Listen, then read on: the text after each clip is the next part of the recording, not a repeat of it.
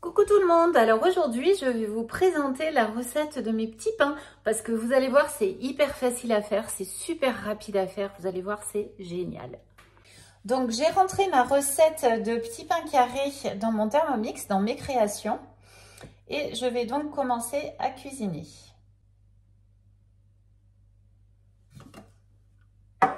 Donc là je vais sur la petite balance et il me dit de mettre 400 g d'eau.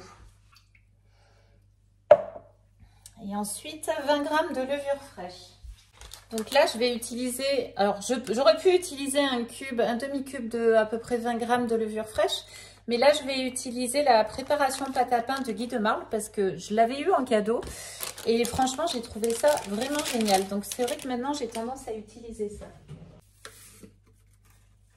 Ensuite je vais mettre le couvercle et je vais programmer 3 minutes 37 degrés vitesse 1 pour que la levure se réchauffe, se mette à température ambiante avec l'eau. Ensuite, donc là j'ai préparé mon mélange de farine psyllium inuline, donc on va le peser. J'ai donc posé, comme vous pouvez le voir, un bol sur le socle. Et j'ai activé la fonction balance. Donc je vais mettre 572 g de farine et après je vais rajouter mes fibres pour faire baisser l'index glycémique de ma farine T65.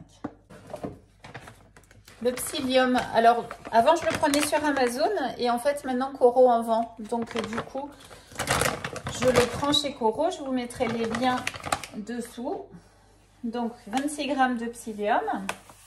Donc ça c'est les fibres pour faire baisser l'index glycémique de la farine blanche et de l'inuline que je prends sur Amazon. Donc là 52 g d'inuline et 2 cuillères à café de sel.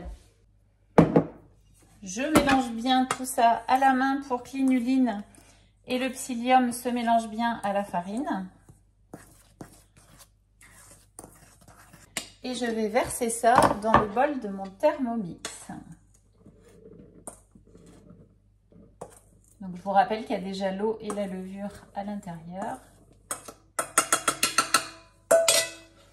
Je remets le couvercle et le gobelet doseur. Et je vais lancer la fonction pétrin que j'ai programmée. Donc 4 minutes, fonction pétrin, c'est parti. Donc voilà, mon Thermomix a fini de pétrir la pâte. Je vous montre. Et je vais la transférer dans mon saladier.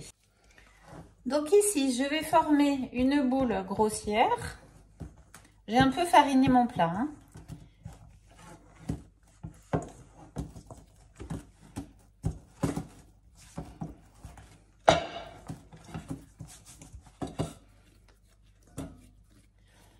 Donc je forme une boule grossière, je vais couvrir d'un torchon et je vais mettre à lever dans le micro-ondes éteint, ça marche très bien, surtout quand il fait pas très chaud dans la maison, dans le micro-ondes éteint pendant 1 heure.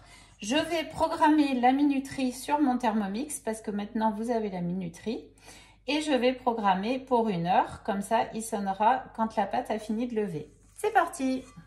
Alors comme vous pouvez le voir, ma pâte a doublé de volume. Je vais fariner mon plan de travail. Donc là, j'utilise une toile. Vous allez voir, c'est super simple. Donc là, j'ai préparé mon moule. Donc c'est le moule à petits pains carrés de chez Guy de Marle. Alors c'est un moule qui me sert beaucoup parce que je fais des petits pains toutes les semaines. Et vous allez voir, ça va être hyper simple. Alors, je forme un rectangle que je vais couper en 2 au milieu. Voilà. Ensuite, j'ai 4, 8, 12 pains. Donc, il va falloir que j'en coupe 6. Donc, j'allonge un peu le boudin, les boudins même. Et je vais bien égaliser la hauteur au bout pour pas avoir des minuscules pains sur les bouts. Voilà. Je vais couper au milieu et je vais couper le dernier morceau en 3. Vous allez voir, c'est vraiment très très simple. Au milieu et en 3. Voilà. Et je vais mettre mes petits pains dans les empreintes du moule. Regardez, c'est pas plus compliqué que ça. Donc, j'ai même pas retravaillé la pâte et vous allez voir, les petits pains vont être absolument parfaits.